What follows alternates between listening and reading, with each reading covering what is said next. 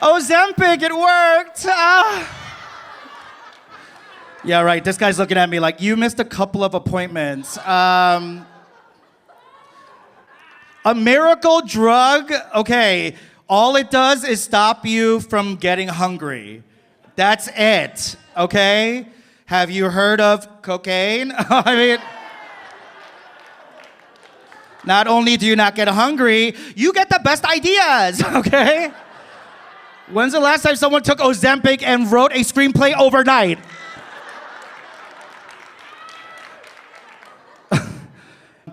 If you stop taking Ozempic, you gain all your weight back, okay? With cocaine, you can't stop, okay? You'll die. And what's skinnier than that?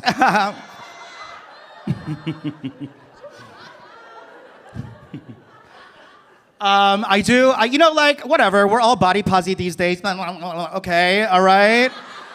We all saw a Dove ad, but I carry a lot of body shame with me, mostly because it's culturally baked in. Some ethnic children might be used to something like this. Woo for trauma.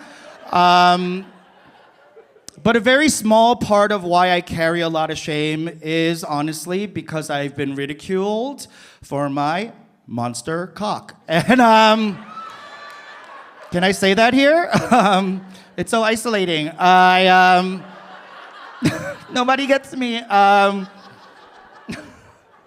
And when I do say monster, I mean the little green one from Monsters, Inc. Okay, so one eye. No, I've been feeling a lot of shame lately. Last week, I got into a car accident.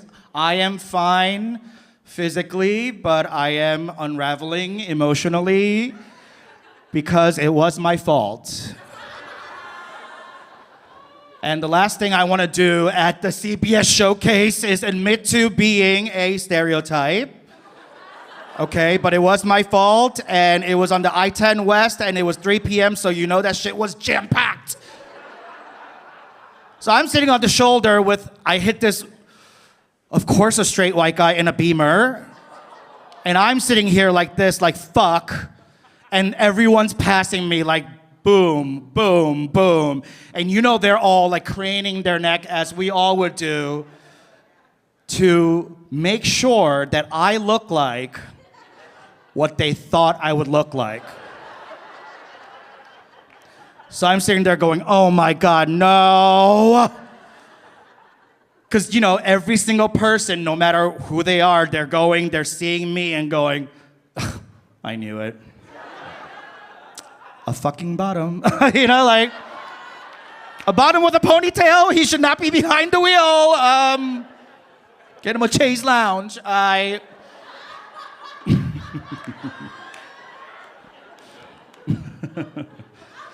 I'm trying to rid myself of shame, but you know, it's hard because I grew up with an Asian mother. Anyone else a survivor? Yes. The other day I called my Asian mom, first mistake, do not maintain contact, but I felt homesick, so I FaceTimed her, and I made the mistake of looking at my little square on it, and I said, ugh, I feel chubby. And my mom was like, Peter, don't say you are chubby. You, my son, my firstborn son, you're fat. I was like, oh my God. This is why immigrants should not assimilate, okay?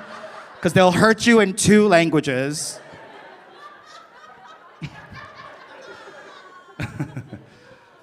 We let immigrants' moms say the craziest shit when we let them get away with it. My mom's like strangely, like really specifically bigoted. She's like super racist against Japanese people. I don't know if you guys know the political, you know, things of Japan and Korea. Does anyone know? Yeah, right. Everyone's like, I've been to Thailand. Shut the fuck up. No. In the early 1900s, it was like an occupation type situation. It was very like kind of like the Middle East right now. You know, like some might say that. I would never say that. I like to work, so I won't say that. But I remember one time I was 9 years old and we were at a church picnic. I think like I knew I was gay before, you know, anyone else did. So, and I went up to my mom apropos of nothing, and she was like slicing a watermelon. And I was like, Mother, are there gay people in Korea? And mid-slice, she's like, there are no gay people in Korea! And I'm like, sounds like there are, and you're trafficking them? Like, what the fuck? And I think she just realized how stupid she sounded, and she was like, okay, maybe there are a few gay people living in Korea, but you know, they are all Japanese. I was like, oh my God! Racism and homophobia wrapped up in one horribly structured sentence? Are you my mom or Donald Trump? Yeah, like, thank you, that's all for me, appreciate it. Welcome back, your host.